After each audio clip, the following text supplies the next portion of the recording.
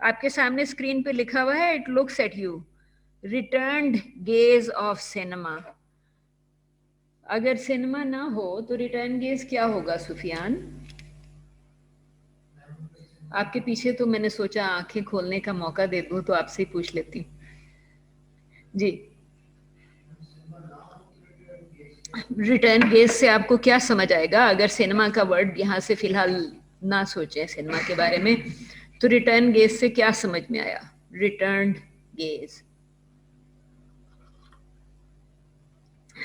Gauge से आतिफ क्या समझ में आया? गेज भी नहीं समझ में आया?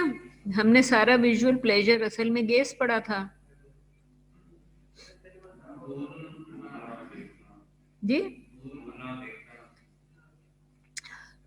ओके, आपका क्या नाम है? हाँ शाहजेब, विजुअल प्लेजर और गेज की क्या रिलेशनशिप हो सकती है?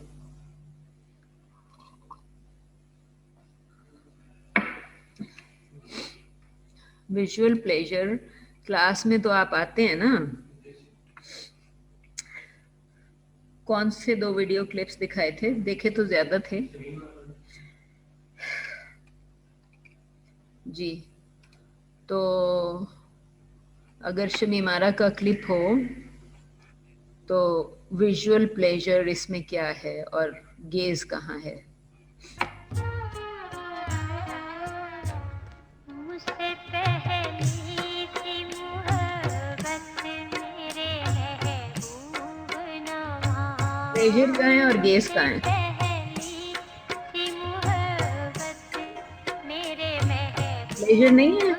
नवाज, मुझसे पहली सी मोहब्बत मेरे महबूब। कितनी एज है आपकी? 23? 16 की उम्र क्रॉस नहीं की, 14 की भी क्रॉस नहीं की। कभी किसी को देख के खुशी नहीं हुई? कभी लड़कियों के कॉलेज के बाहर लड़कों को खड़े नहीं देखा? वैसे लड़के के कॉलेज के बाहर लड़की को खड़े देखा?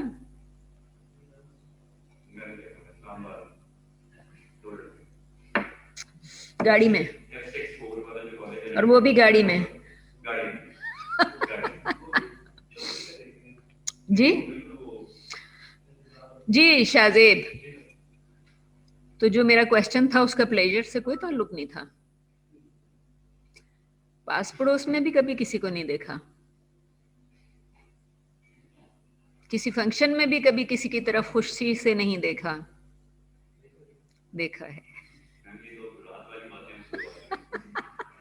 राज की बातें नहीं खुलवा रही, किसी और को देखते हुए देख लिया होगा बेशरम आदमी, नजर नहीं हटा रहा। अपने आप को तो आप इस तरह नहीं सोचते, लेकिन दूसरे के बारे में सोच सकते हैं कि कितनी बदतमीजी से देखा ही जा रहा है किसी को। और हाँ, तो फिर प्लेजर और गेस का क्या ताल्लुक है?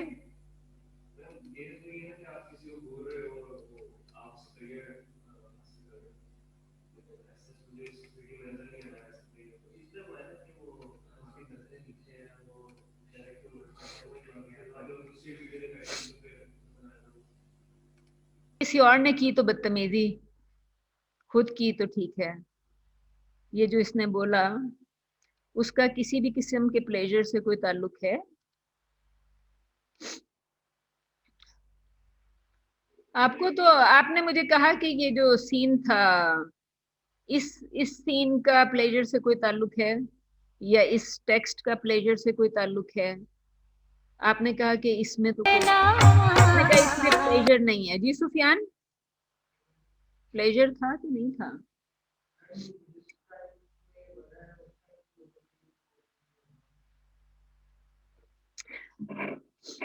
अच्छा, उस टाइम के लोगों के लिए क्या इजी होगा?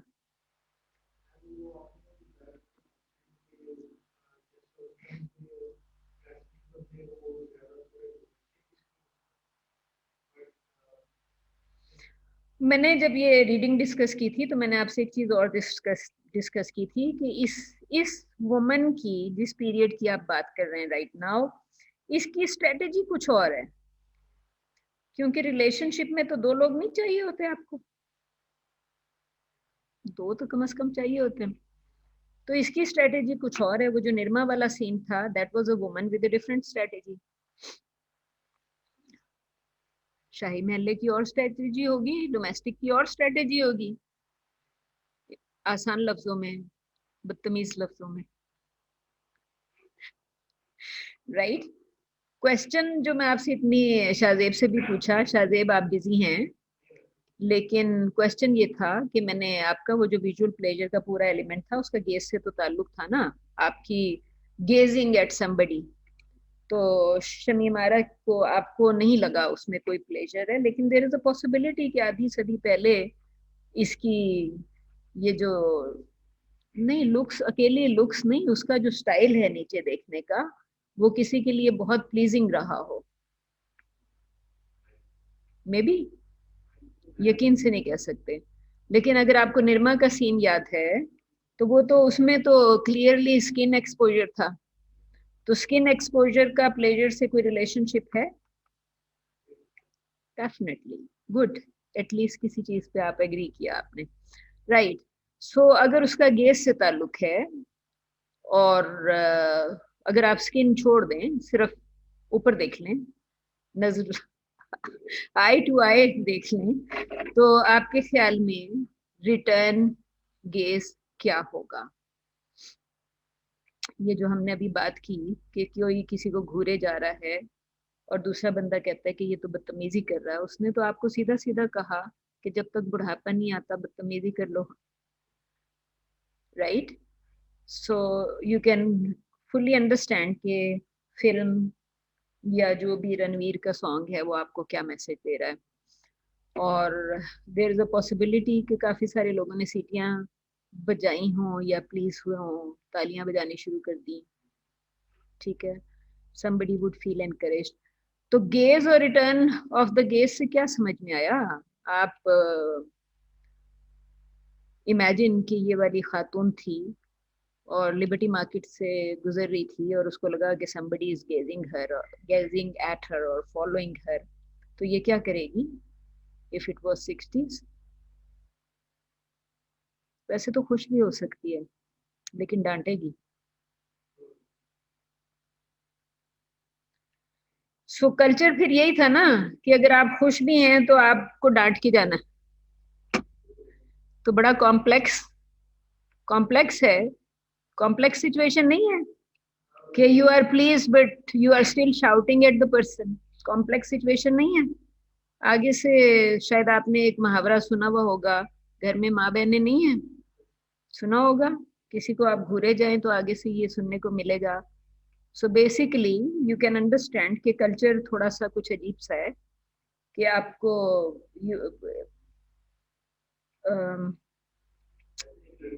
कि अगर नहीं चाहना अलग बात है। आई डेंट से के चाह रही है, I didn't say that at all के चाह रही है।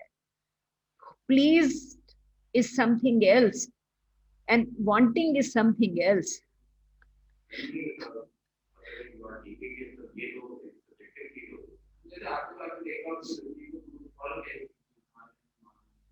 क्या कहेगी?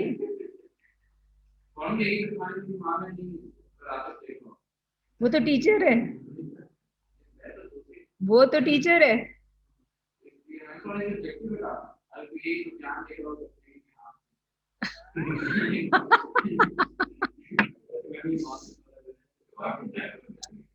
बात सिर्फ इतनी है कि return of the gauge basically यही है कि जिसने वापस पलट के आपकी तरफ देखा और पूछा कि घर में माँ बाप नहीं है, she is actually returning your gaze, she is returning your gaze. So मैंने आपसे सिर्फ यही पूछा था कि रिटर्न ऑफ द गेज से क्या समझ में आया। वरना तो जो नूरजहां की, सॉरी, शमीमारा की जो बॉडी लैंग्वेज है, उसका तो सिर्फ यही एक्सपेक्ट करेंगे कि ये ऊपर देखेगी नहीं, नीचे देखती रहेगी। और मैंने आपसे कहा था कि स्ट्रेटजी वाइज वो बेसिकली इस तरीके से था कि I am doing my job, you do yours. मैं नीचे देख रही हूँ, आप मुझे देखते रहें। सो काफी लोग नाराज हो जाएंगे ये बात सुन के, लेकिन स्ट्रेटजी से तो यही लगता है ना कि आप अगले बंदे को देखने का मौका दे रहे हैं। अगर आप गेज रिटर्न नहीं करेंगे तो आप अगले बंदे को एनकरेज कर रहे हैं कि he continue looking at you. So that is one type of strategy. Yeah, I am doing my job looking down. You do yours looking at me. सारा मशरिक आके आपकी मैडम से नाराज हो जाएगा कि आई सेड दैट. लेकिन basically the return gauge actually यही है. दूसरी बात ये है कि एक और कॉन्सेप्ट है मैस्क्रेडिंग. मैस्क्रेड से क्या समझ में आता है आतिफ आपको? And Atif and Aatir,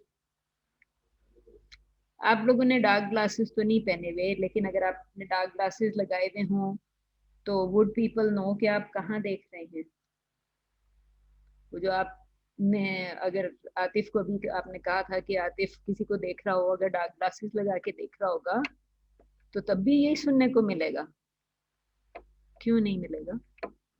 because the person won't know कि आतिफ कहाँ देख रहा है. सॉरी, आपको मैं आतिर के साथ शामिल नहीं होना चाह रही, but I was just trying to explain कि मैस्क्रेडिंग का कॉन्सेप्ट यही है कि आपने मास्क कर दिया. मास्क कर दिया, आपने ग्लासेस लगाई तो मैस्क्रेडिंग हो गई. The person doesn't know where you are looking. तो गेस मैस्क्रेड हो गया ना, गेस को आपने मास्क कर दिया, मैस्क्रेडिंग हो गई. सो अगर आतिफ के बजाय आतिफा ग्लासेस लगा के आ गई, फिर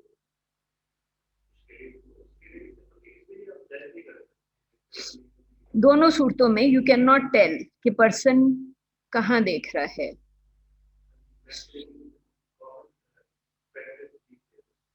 दीज डेज, चलें अच्छी बात है आपने दीज डेज की बात की.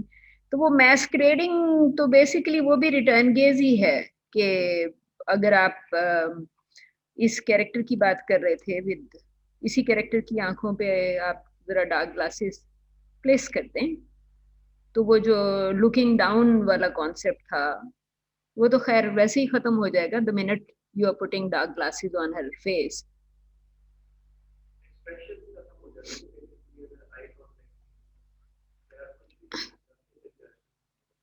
इसकी अपनी बॉडी लैंग्वेज चेंज हो जाएगी ना, इसकी अपनी बॉडी लैंग्वेज भी चेंज हो जाएगी. तो मैं तो सिंपली आपसे ये बात कर रही थी कि लिबर्टी मार्केट में अगर एक खातून इसी हुलिये की, इसी बॉडी लैंग्वेज की मार्केट में से गुजर रही है, and if you see her wearing dark glasses, तो फिर बेसिकली मैस्क्रेड कर रही है. तो मैस्क्रेडिंग में you won't know where she is looking. So basically that is the return of the gaze. यहाँ पे जिस गेज का उसको सामना करना पड़ रहा था, जैसे ही she is with dark glasses on her eyes, she is returning the gaze. Same woman, dark glasses, different place, masquerading. ठीक है. सो उसके लिए कॉन्सेप्ट आ जाएगा return of the gaze. Shahzeb, concept समझ में आया? आ गया? कौन सा कॉन्सेप्ट समझ में आया, मैस्क्रेडिंग का, गेजिंग का या रिटर्न का? तीनों कॉन्सेप्ट समझ में आ गए?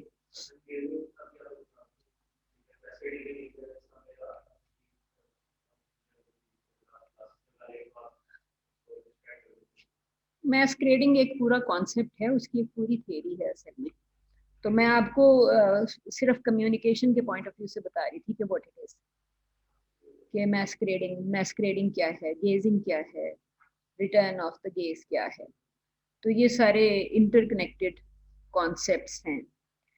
सो जी, आपने इतनी देर में पहला पैरा पढ़ लिया, क्या समझ में आया?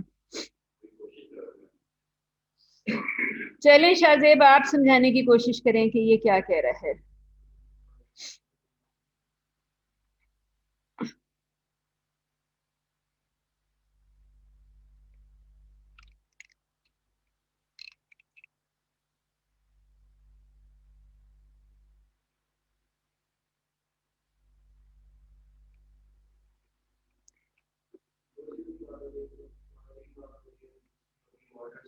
एक किसकी बात हो रही है? Technology, which is your camera. आपके कैमरे की बात हो रही है. Modernism and post modernism on the other side. कैमरे को एक साइड पे रख दिया, थ्योरी को दूसरी साइड पे रख दिया है। देखिए ना, जब आप गेस कर रहे थे तो एक ऑब्जेक्ट था और दूसरा सब्जेक्ट था, एक ऑब्जेक्ट था और दूसरा सब्जेक्ट था। तो वो जो उसने आपको कॉन्सेप्ट्स प्रेजेंट किए हैं टेक्नोलॉजी के और थ्योरी के, तो वो टेक्नोलॉजी की तरफ ये लेके जाएगा अभी, कि अगर टेक्नोलॉजी के केस में वो ऑब्जेक्ट और सब्जेक्ट को आप किस तरीके से करेंगे। वो आपसे सिंपली ये कह रहा है कि ये टेक्नोलॉजी और ये जो modernist and post modernist language है, both of which seem to offer some space, some third term. वो कह रहा है इन दोनों के बीच में कहीं पे कोई थर्ड चीज डेवलप हो रही है, और उसकी बात कर रहा है। सुफियान, टाइटल से क्या समझ में आया था?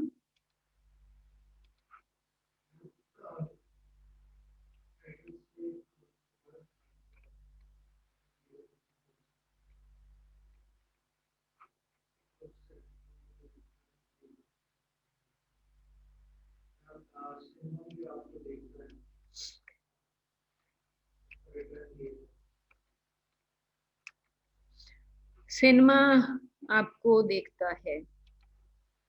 Alright, Saad, are you there? Yes ma'am. कितनी देर से आप कुछ कह नहीं रहे?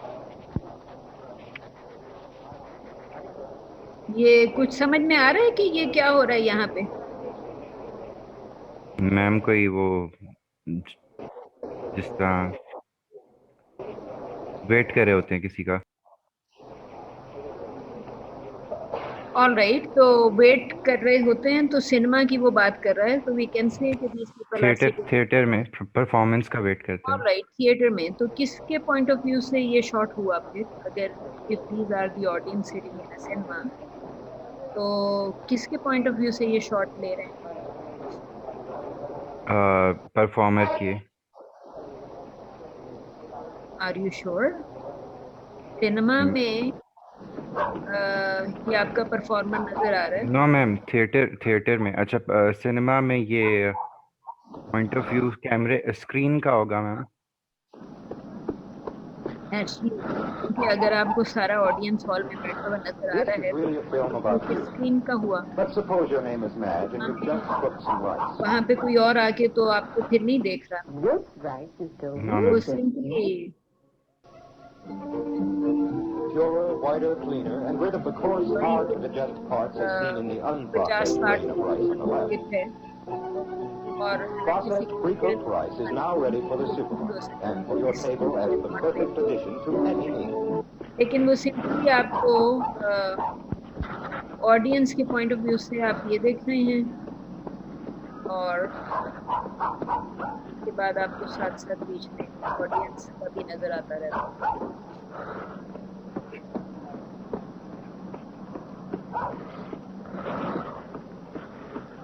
ऑथर का नाम देखा था किसी ने? No ma'am.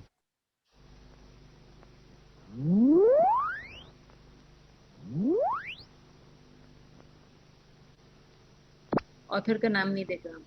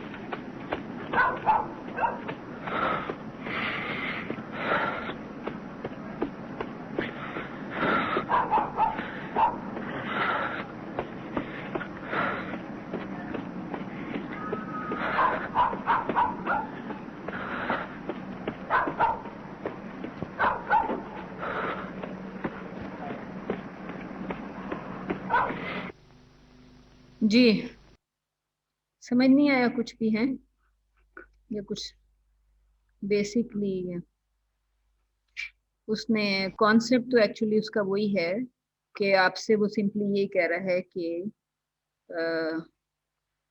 स्टार्ट में कि हमने जी आतिर फोर्थ लुक बाकी तीन कौन सी हैं हमने डिस्कस किया था आई थिंक क्लास में can anyone recall this are first three looks कौन सी होंगी क्योंकि chapter is about the fourth look Shahzeb um, first look is through the camera आप जब भी okay. फिल्म बनाएंगे तो कैमरे से देख के बनाएंगे ना तो first look is through the camera any idea second look फिर कौन सी होगी फिल्म बन गई The audience. व्यूअर व्यूअर की होगी सेकंड लुक ये फोर्थ है Third इसके screen की. बीच में कहीं पे थर्ड रह गई which might be the third look The screen. नहीं वो तो कैमरे से पहले था आप तो व्यूअर पे जा चुके फर्स्ट लुक तो वहीं खत्म हो गई जहां से आपकी फिल्म बन गई तो आप व्यूअर पे आ गए ना viewer is watching the film तो फर्स्ट लुक जो है वो थ्रू द कैमरा थी डायरेक्टर तो वहीं पे कैमरा टीम वहीं रह गई second is the viewer and third वो तो आपका सेकंड परफॉर्मर भी फिल्म में ही रह गया ऑफ कोर्स सोसाइटी बिकॉज जब आपने फिल्म देखी तो people have a tendency of discussing तो थर्ड लुक जो है क्योंकि जब आपने उसके देखा और जो भी आपने मीनिंग फॉर्म किया when you start discussing the meaning में चेंज तो third look is primarily interactive तो ऑथर का नाम था पॉल विलमैन नहीं लिखा हुआ था इस पे अच्छा चलिए बहरहाल ये पॉल विलमैन का आर्टिकल है एंड ही इज सेइंग के इट्स लुकिंग एट यू कि जब आपने वो जो अभी आपने सीन देखा short film remedial reading comprehension वही खोली थी ना मैंने आपके सामने जो इसमें यहाँ टाइटल लिखा हुआ था तो वो सिंपली आपको यही दिखा रहा था कि ये जो ऑडियंस यहाँ पे बैठा हुआ है उस ऑडियंस को somebody is ये देखे ना ये इस तरह का जब भी आप सीन दिखा रहे हैं इट्स लुकिंग एट यू तो यहाँ से वो आपको सिंपली ये कह रहा है कि आप स्क्रीन के पर्सपेक्टिव से क्योंकि मैंने आपसे सिर्फ ये पूछा था कि इस ये ऑडियंस का शॉट किस पॉइंट ऑफ व्यू से लिया गया हाँ यहाँ से अगर मैं आपका शॉट लूंगी तो इसी तरह का आएगा ना सॉरी ये बहुत बुरा है शॉट असल में लेकिन these are lots of people sitting on screen थोड़ा सा आपको अंदाजा हो रहा होगा सिनेमा में जो काफी सारे लोग बैठे हुए हैं ये उनका शॉट है सो बेसिकली जो ऑडियंस का शॉट है वो स्क्रीन की पोजीशन से अगर वो लेंगे तो वो ये कह रहा है कि it's the screen which is looking at you और स्क्रीन की एबिलिटी के आपसे मैंने शायद कहा था कि प्राइमरी रिलेशनशिप क्या होती है आतिर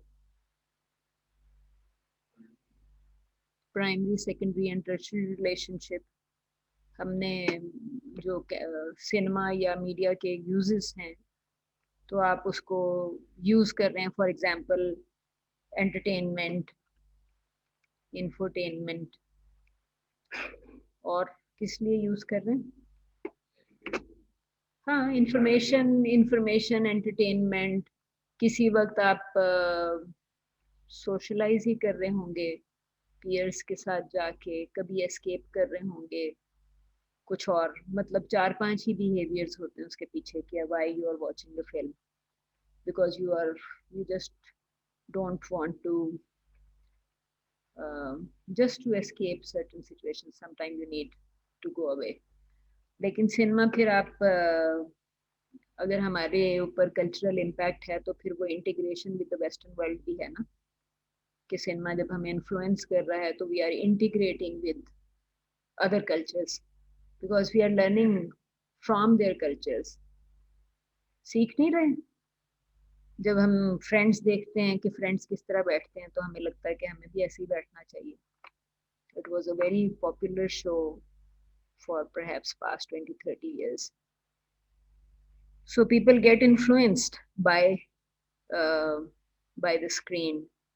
Friends तो TV show है ना, cinema show भी नहीं है.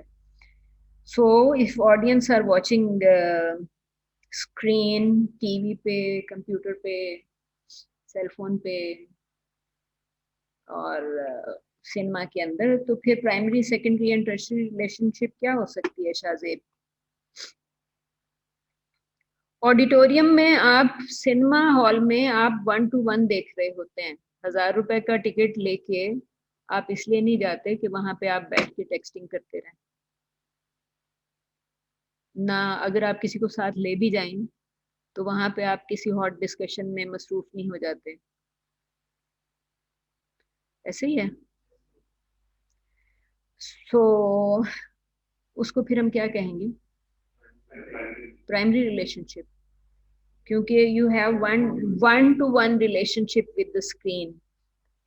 तो जब आप बात कर रहे हैं फोर्थ लुक की, और वो बात कर रहे हैं टेक्नोलॉजी की, कैमरा की, कि camera is looking at you, and then you also know कि आपकी स्क्रीन से व्यूअर की 1 to 1 रिलेशनशिप है. 1 to 1 रिलेशनशिप है ना. हमने भी इन्फ्लुएंस की, इफेक्ट की भी बात कर ली कि इफेक्ट क्या है. तो वेरी क्लियरली सिनेमा आपको अलाउ ही नहीं कर रहा, या आप कह लें कि मैं वहां पे इसीलिए बैठा हूं कि मेरी 1 to 1 रिलेशनशिप हो, लेकिन cinema is not letting you look somewhere else. तो you have to agree in that case कि वो लुक जो है वो बहुत पावरफुल है for this audience sitting in screen. हर बंदे की 1 to 1 रिलेशनशिप है. It's not a group relationship. ये जो ग्रुप है इनका आपस में तो कोई ताल्लुक नहीं है.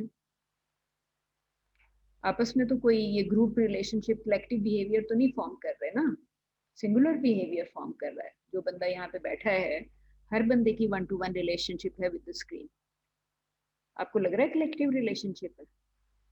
कलेक्टिव की फिर थियरी डेवलप करनी पड़ेगी, क्योंकि जितने लोग भी बैठे हुए हैं ये 1 to 1 रिलेशनशिप में ही बैठे हुए हैं, क्योंकि darkness of the theatre does not allow you to form a group behaviour.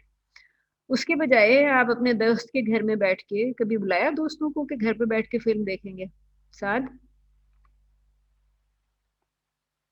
आते? जी मैम. हाँ. तो दोस्तों के साथ घर पे बैठ के कोई एक्टिविटी की तो वो आपको लगता है कि डार्कनेस वाली एक्टिविटी होती है? डार्कनेस होती नहीं. लाइट बंद करेंगे, अम्मा आके मारेंगी.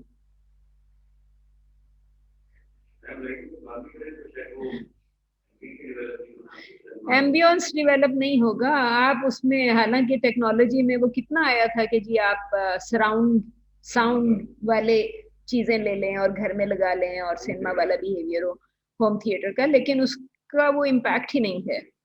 सो बेसिकली जब आप घर में, और वैसे भी अगर आप होम थिएटर बना के बैठ जाएं तो थोड़ी देर में कहीं से एक म्याऊं ट्याऊं सुनाई देगी और आप उठ के उसको एंटरटेन करने चले जाएंगे कि you attend to third person demand, चाहे वो बच्चा हो, बड़ा हो, बुढ़ा हो, या जो ग्रुप में सिर्फ फ्रेंड्स ही बैठे हों.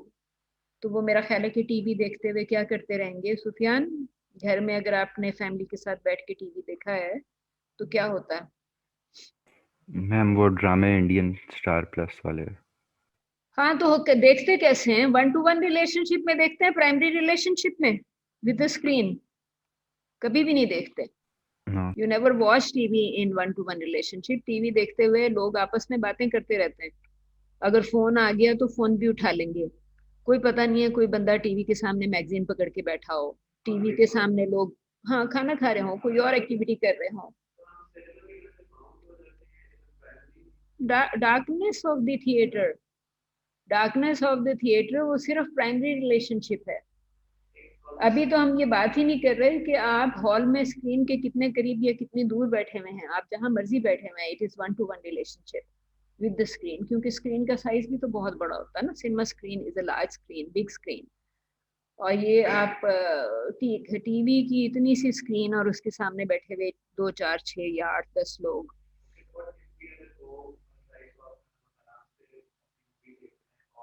आप अकेले भी देख रहे होंगे तो शायद आप अपना फोन इग्नोर करके नहीं बैठेंगे। आप अकेले भी बैठे होंगे तो हो सकता है आप साथ में लैपटॉप भी पकड़ के बैठे हुए हो, कुछ और करने की कोशिश कर रहे हो या टेक्सटिंग करने की कोशिश कर रहे हो। आप टीवी पे कुछ भी देख रहे हैं। आप चाहे टीवी पे बेनजीर भुट्टो की डेथ की खबर ही क्यों नहीं सुन रहे, अगर आपकी स्क्रीन पे नजर जा रही है, व्हाट्सएप अगर चल रहा है, तो somebody has sent another video। ये जो अभी खादिम हुसैन की डेथ हुई 2 दिन पहले, तो आप जितने सीरियसली टीवी क्यों ना देख रहे हो, आप वो भी देख रहे होंगे कि अच्छा शजी हसन ने क्या वीडियो भेजा है अबाउट खादिम हुसैन। तो आपकी अटेंशन डेफिनेटली डिवाइड होगी। सो विच मीन्स कि जो टीवी से आपकी रिलेशनशिप है वो प्राइमरी हो ही नहीं सकती। आपके घर की घंटी बजेगी, आप टीवी को छोड़ के जाके उसको अटेंड करना शुरू कर देंगे और वापस आके टीवी को रिवाइंड करके नहीं चलाएंगे। टीवी तो रिवाइंड पे नहीं जाएगा, आपका लैपटॉप चला जाएगा कहीं भी, लेकिन टीवी नहीं जाएगा। सो बेसिकली जो आपकी टीवी से रिलेशनशिप है वो सेकेंडरी रिलेशनशिप है। सो साथ टर्शरी रिलेशनशिप फिर क्या होगी? अगर प्राइमरी है सेकेंडरी है तो शायद कहीं ना कहीं टर्शरी रिलेशनशिप भी होगी। सो आपके ख्याल में टर्शरी रिलेशनशिप क्या होगी? कि आप बकौल आतिफ आप घर में अकेले बैठे हुए हैं और आपने टीवी ऑन छोड़ दिया और किचन में जाके अपने लिए ब्रेकफास्ट बनाना शुरू कर दिया। किया नहीं कभी? जी होता है। टीवी क्यों ऑन छोड़ा आपने जब आप देख ही नहीं रहे? You are standing in the kitchen, ठीक है, मैम और साउंड पता चला साउंड आप वॉशिंग डालने चले गए, हुएवर, टीवी फिर भी चल रहा है, आप टीवी देख ही नहीं रहे, किसी को किचन में काम बता रहे हैं, किसी को वॉशिंग का काम बता रहे हैं, गेट की घंटी बजी उधर चली गई, टीवी खामखा चले जा रहा है। ऐसा होता है कि नहीं होता? अक्सर हो जाता है। ठीक है। ये जब स्टार चैनल्स न्यू न्यू आए, नए नए आए, तो इनका हर साल एक नया ये एनुअल जिंगल बनाते थे, कोई 1-2 मिनट का मेरा ख्याल है। आई डोंट नो कि वो आपको अभी यूट्यूब पे वो जिंगल्स नजर आएंगे या नहीं नजर आएंगे, लेकिन अ, एक झटपट झटपट आया, झटपट झटपट, राइट। सो अच्छा, ये तो कोई फिल्म आ गई, मैं तो स्टार प्लस का ट्रैक ढूंढ रही थी। सो आई एम नॉट श्योर। जब स्टार प्लस नया नया आया था तो इनका ये लोग हर साल एक नया जिंगल बना देते थे जो हर वक्त चलता रहता था। सो एनीवे, उसका सिंपली इतना था कि आपने शायद एकता कपूर के बेशुमार ड्रामों में एक डायलॉग भी सुना होगा, सुबह 8 से 11 बजे और रात 8 से 11 बजे। जो जो भी है, मतलब वो बड़ा क्लेम करती थी कि लोग टीवी के आगे से नहीं हटते because they are watching my place. तो वो काफी फेमस थी इसके लिए। So basically she is talking about second look. और इसको टर्शरी रिलेशनशिप कहते हैं कि TV becomes part of your background because you are not attending. आप देख नहीं रहे ना, आप देख नहीं रहे, बैकग्राउंड में चले जा रहा है, आपको अच्छा नहीं लग रहा कि मैं घर पे अकेला हूँ, आपने टीवी ऑन करके छोड़ दिया। आप जहां पे मर्जी हैं, यू कैन हियर टीवी। आपको लगता है कि जी मैं अकेला नहीं हूँ, कुछ लोगों की आवाजें आ रही है। So it's part of your background. So that is where you have tertiary relationship with the screen. So आपसे जब वो फोर्थ लुक की बात कर रहा है, एंड आई सेड कि थर्ड, मैंने नहीं कहा, आतिफ ने कहा कि third look is by the society. People are talking to each other about whatever they have seen in terms of content, और उस कंटेंट को वो डिस्कस रीडिस्कस। तो जितने न्यू मीनिंग्स डेवलप हो रहे हैं, that is your third look on cinema. Second look is by the viewer, first is by the cameraman. Cameraman या डायरेक्टर आपको अपनी मर्जी से दिखाता है कि आपने पत्थर पंचोली देखना है, आपने ये गाना का सॉन्ग आ रहा था, आपने इसी एनवायरनमेंट की एक औरत देखनी है, उसके बजाय आपने, हालांकि आपको 19 1920s में भी गालिबन आपको फिल्म मिल जाएगी जिसका नाम है शायद एजुकेटेड वुमन, इंडिया की फिल्म है, पार्टीशन से पहले की फिल्म है। और ये बड़ी अमेजिंग बात है कि प्री पार्टीशन टाइम में एक फिल्म थी जिसका ताल्लुक एजुकेटेड, मेरा ख्याल है पढ़ी लिखी वाइफ के पॉइंट ऑफ व्यू से था। और वो भी इस वजह से कि अंग्रेज़ों के ज़माने में भी people were not sending their daughters to school, तो फिर इस तरह की एक फिल्म आ गई थी, right. So basically you have to see कि जो आपसे वो सिंपली ये कह रहा है कि फोर्थ लुक, और ये कह रहा है कि जब आपको स्क्रीन पे जो भी चीज़ें नज़र आएंगी, कैसे एक्सप्लेन करेंगे इसको आते फोर्थ लुक को? Any articulation of images and looks which brings into play the position and activity of the viewer also destabilizes that position and puts it at risk. कुछ समझ आया आशा जी के समझ ही नहीं आया? कि आपने फिल्म चाहे शमीमारा वाली इमेजेस देखी जिसमें वो औरत आई कांटेक्ट ही नहीं करती, ठीक है, एंड हमने, अगर शाहजेब को शायद याद नहीं होगा, लेकिन हमने डिस्कस किया था कि शमीमारा kind of women were very suitable for marriage, याद है? हाँ। और जो निर्मा किस्म का कैरेक्टर था वो पाकिस्तानी कल्चर के हिसाब से प्लेजर के लिए तो ठीक है, नेक्स्ट जनरेशन के लिए ठीक नहीं है। फैमिलीज विल नेवर वांट कि जी, most families, I won't say all families, लेकिन most families won't want कि इस तरह की औरत हमारे अगली जनरेशन को लुक आफ्टर करे। सो बेसिकली आप वही बात कर रहे हैं ना, तो वो ये कह रहा है कि आर्टिकुलेशन ऑफ इमेजेस, कि आपने ये वाली, अभी मैंने आपको दो क्लिप्स तो दिखाए आज, एक सॉरी 2 से ज्यादा दिखाए, एक आपको बदतमीज दिल वाला क्लिप दिखाया, ठीक है। सो सिंपली वो आपसे ये कह रहा है कि जब आप ये इमेजेस देखेंगे तो आप फिर आप इनको आर्टिकुलेट किस तरीके से करेंगे, आर्टिकुलेशन ऑफ इमेजेस फर्क हो जाएगी ना। आपने, वो कह रहा है, रणवीर कपूर ने कहा कि जी जब तक बुढ़े नहीं होते बदतमीजी करते रहना चाहिए, टेक्स्ट में आया है कॉन्सेप्ट, उसने विजुअली तो कोई बदतमीजी करके नहीं दिखाई ना। अगर आपने, मेरा ख्याल है कि यूट्यूब पे जो भी ये फिल्म थी बदतमीज दिल वाली, इसका अगर आप, फिल्म का क्या नाम है, सॉरी, ये जवानी है दीवानी, लेट मी सी के if I can find a clip. Film तो शायद मौजूद नहीं होगी, दो इट इज सेइंग कि फिल्म है यहाँ पे, लेकिन आई डोंट थिंक कि फिल्म है। So let's try. चांद सा रोशन होगा चेहरा लक्स से, जिसमें है 7 ब्यूटी इंग्रेडिएंट्स। लक्स। किधर गया?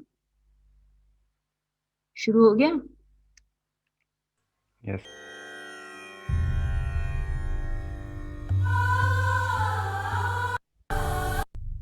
कुछ और तो नहीं लगा दिया?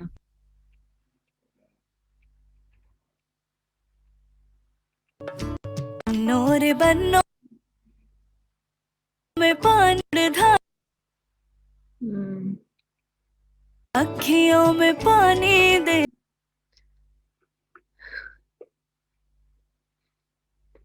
हाँ जी, कैरेक्टर्स नजर आ गए ना? कैरेक्टर्स में आपको कंट्रास्ट भी नजर आ गया,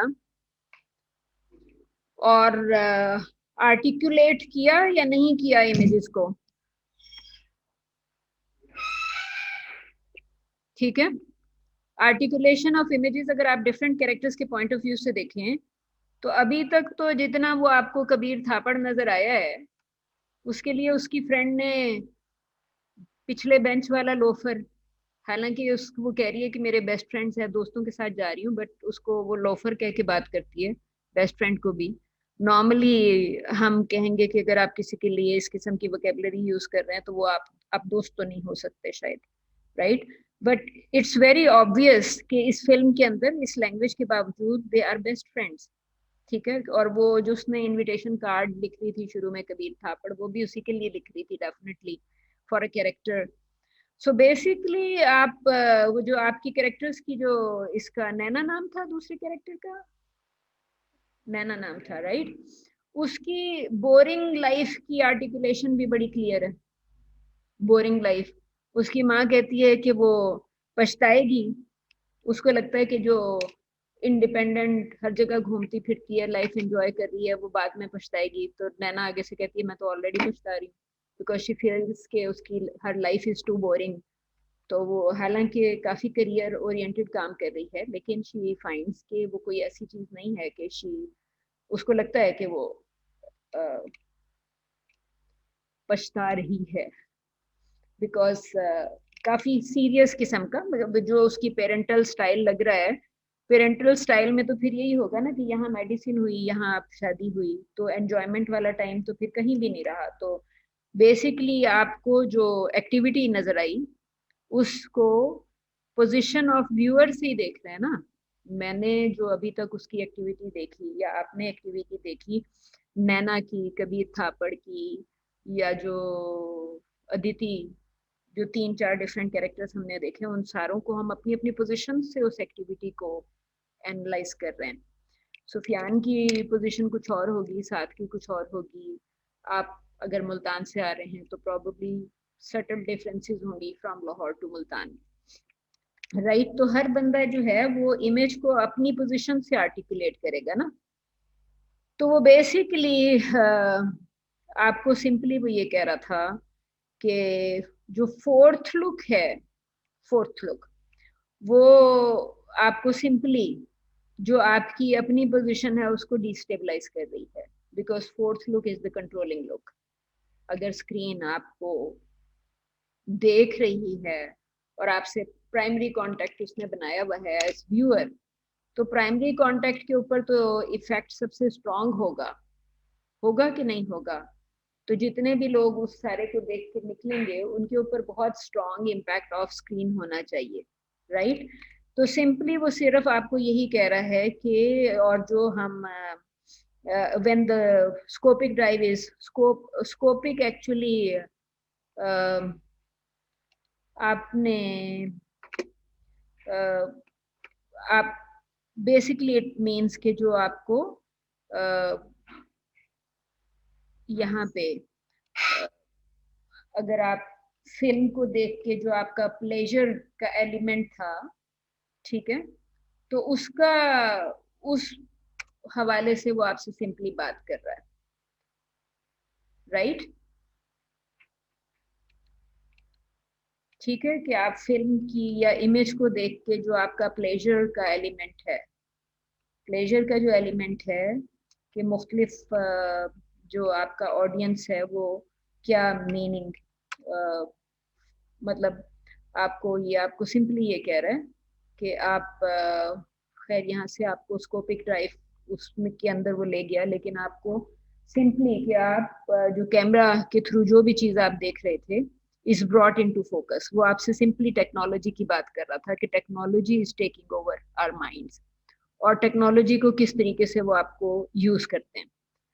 तो वो ये कह रहे हैं कि चाहे आप अपने आप को ऑब्जेक्ट समझ, सब्जेक्ट ही क्यों ना समझते हो, you become the object of the look. अगर कैमरा आपको देख रहा है और कैमरा आपके दिमाग को, स्क्रीन अगर आपको कंट्रोल करने वाली है with whatever it is teaching you, screen आपको कुछ ना कुछ आइडियोलॉजीज आपसे शेयर कर रही है ना। फॉर इंस्टेंस हमें ये जो एनवायरनमेंट नजर आई थी इसके अंदर, एंड वी कैन सी कि नैना इज अ कैरेक्टर जिसको अपनी सॉरी नैना को अदिति जैसी लाइफ चाहिए। वो कह रही है ना कि वो अपने दोस्तों के साथ जा रही है, राइट। और यहाँ पे भी वो, उसको इट डजंट लुक कि उसको अपनी कॉलेज की फ्रेंड याद नहीं है। आपको वही कैरेक्टर्स याद रहते हैं जो बहुत पावरफुल कैरेक्टर्स होते हैं, या जो आपको लगते हैं, जो आपको ऑपोजिट्स लगते हैं, missing part of your own life, right. तो बेसिकली ये दोनों कैरेक्टर्स जो हैं वो एक दूसरे को डिफरेंस की वजह से याद रखे हैं, राइट। सिर्फ ये कह रहे हैं कि स्क्रीन के लिए you are object of the look because screen is giving you certain kind of ideas, screen is making you believe in something, right, कि एज व्यूअर अगर आप इन दो कैरेक्टर्स को देखेंगे तो मैनी वुड प्रोबेबली वांट कि जी जिस तरह की नैना की लाइफ में चेंज आई because of her link with Aditi, हमारी जिंदगी में भी ऐसी चेंज होनी चाहिए कि we should go around, we should. तो आपको शायद थोड़ा सा पता होगा कि जो पास्ट सेंचुरी का जो अर्लीस्ट पार्ट है उसमें फिल्म को बहुत ज्यादा यूज किया गया फॉर प्रोपेगेंडा, जब क्योंकि टीवी तो नहीं होता था। तो फॉर इंस्टेंस आप चाहे इटालियन गवर्नमेंट की बात करें जो थ्रू आउट सेकेंड वर्ल्ड, जो हिटलर की फिल्म है, इटली की बेशुमार फिल्म्स हैं, तो आप खास तौर पे गवर्नमेंट चूंकि फाइनेंस भी कर रही थी जब आपका सिनेमा वेरिटी आया है, कहाँ से आया, इटली से आया ना, कि आप सिनेमा वेरिटे जो रियल लाइफ शूटिंग कर रहे हैं, उसके बाद इटली के 2 साल के अंदर आपको फ्रेंच न्यू वेव मिली 1940s के स्टार्ट में।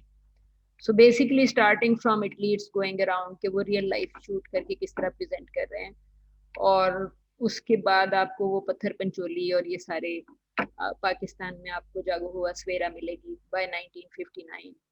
तो यू कैन सी कि जो 1940 में से वहां से चल रहा है वो ग्रेजुअली इस साइड पे तो आ रहा है। दो we are always talking about 5 साल पहले हर बंदे ने पाकिस्तान में बात शुरू कर दी थी कि जी न्यू वेव आ गई है कोई सिनेमा के अंदर, जब कराची फिल्म इंडस्ट्री ने लाहौर फिल्म इंडस्ट्री को रिप्लेस करना शुरू किया, क्योंकि लाहौर तो प्रेजेंटली बना ही नहीं रहा। So people started talking about new wave etcetera. तो आपको सिंपली आपको ये क्लियर हो गया कि ऑब्जेक्ट ऑफ लुक फिर ऑडियंस है। Object of look is the audience but for the screen, because screen is can be used for propaganda, right. यहाँ पे वो सिर्फ आपको जॉर्ज लैंडो के पॉइंट ऑफ व्यू से सिर्फ ये कह रहा है, ये तो मैंने आपको क्लिप ऑलरेडी दिखा दिया रीडिंग रिमीडियल रीडिंग कॉम्प्रिहेंशन का, because I wanted you to understand के लैंडो एक्चुअली क्या कह रहा है कि कैमरा का जो पॉइंट ऑफ व्यू है, camera is looking eight the audience, so camera is controlling audience mind. Okay, तो सिंपली वो ये कह रहा है कि दो फंक्शंस हैं when camera is when screen is looking at the audience। screen के point of view से audience का shot था, objective यही है कि how screen can control audience mind and how screen can be used to communicate ideas or ideologies that can change people, right।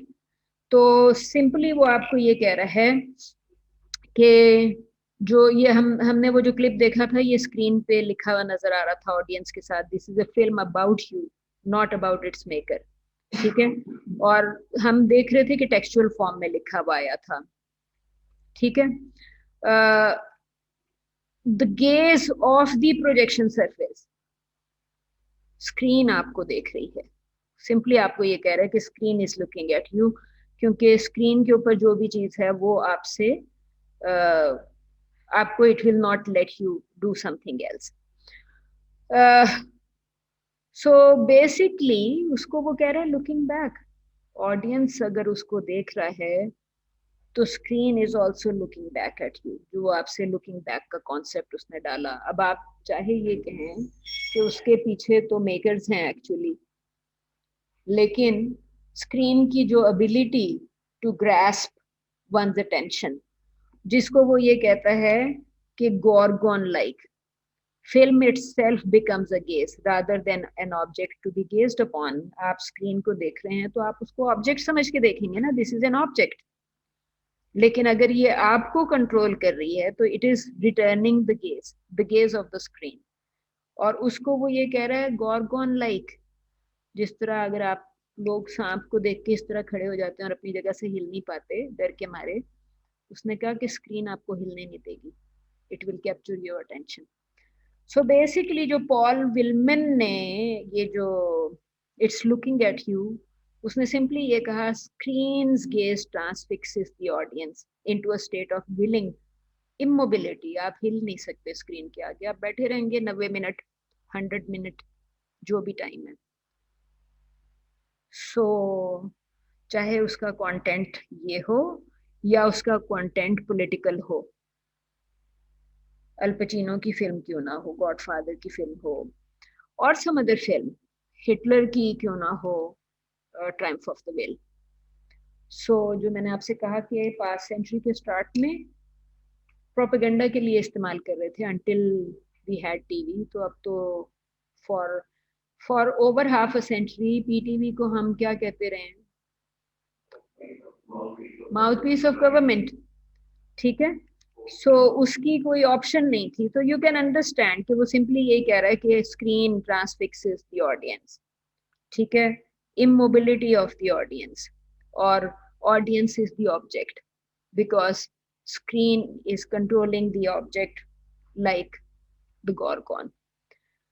So कोई और comment अभी तक? कॉन्सेप्ट क्लियर है फोर्थ लुक का? ठीक है, रेसिप्रोसिटी ऑफ लुक्स का क्या मतलब हुआ आतिर? उसने कहा audience reception of the cinematic process involves a reciprocity of looks. क्योंकि आप स्क्रीन को देख रहे थे, if it is looking back at you and transfixing you, तो वो रेसिप्रोकेट कर रही है।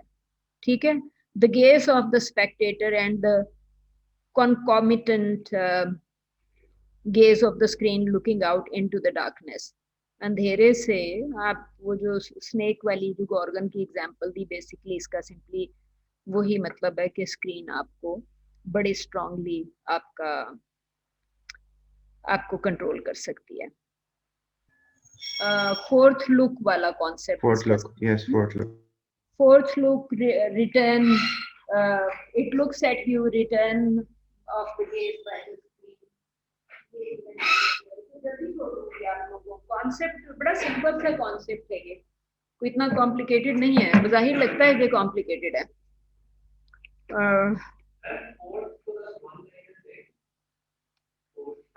इट्स लुकिंग एट यू, ये the screen is looking at you. वो तो थर्ड लुक थी, वो इंटरेक्शन था बिटवीन व्यूअर्स या अमंग व्यूअर्स कह लें कि viewers when they look at something they discuss material with each other. मिसाल के तौर पे पद्मावत आप देखेंगे, रिएक्ट करेंगे। इमेजिन कि हमारी स्कूल में पाकिस्तान स्टडीज के नाम से क्या होता था, नहीं पाक स्टडीज ग्रेड 6, 7, 8 में क्या होता है सब्जेक्ट का नाम? नहीं, सोशल स्टडीज नहीं होता, कुछ और होता है। हिस्ट्री होगा या पाक स्टडीज होगा, अब तो याद भी नहीं। ग्रेड 6, 7, 8 में पाक स्टडीज के नाम से सब्जेक्ट। हाँ, तो हमें पढ़ाया हो कि जी अलाउद्दीन खिलजी एक अजीम आदमी था। उसके बाद आप पद्मावत देखेंगे तो आपको तो लगेगा कि ये तो पूरे का पूरा बकरा इस तरह करके खाता था और औरतों के ऊपर तो बस रेपिस्ट था बेसिकली। पढ़ा आपने कुछ हो और screen which is far more powerful आपको कुछ और दिखा रही हो, तो या तो उसके बाद आप जाके तोड़फोड़ करेंगे और या फिर आप रिएक्ट करेंगे। जी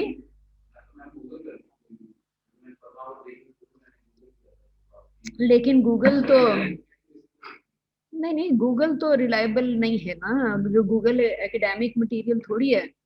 मैं ये नहीं कह रही कि गूगल पे हर चीज आपको गलत मिलेगी, लेकिन गूगल पे आपको एकेडमिक, नॉन एकेडमिक हर तरह की चीज मिलेगी। और विकिपीडिया तो आप खुद एडिट कर लें। आप खुद एडिट तो कर सकते हैं ना, ये नहीं कर सकते? कौन नहीं आया था?